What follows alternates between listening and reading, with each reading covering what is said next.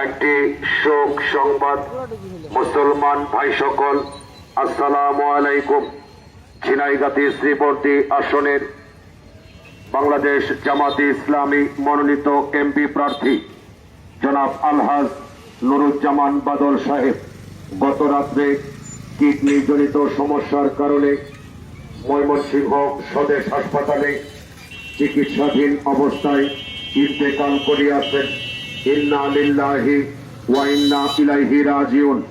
মরহুমের জানাজার নামাজ অদ্য বিকাল 5 ঘটিকার সময় শ্রীবর্দী সরকারি কলেজ মাঠে অনুষ্ঠিত হইবে। সেমতে মরহুমের আত্মীয় স্বজন, বন্ধু বান্ধব, সর্বস্তরের মুসলমান ভাইদিগকে জানাজার নামাজে শরীক হইয়া ফরজে কেফায়া আদায় করুন। নিবেদক বাংলাদেশ জামাতে ইসলামী ঝিনাইগাতি উপজেলা শাখা।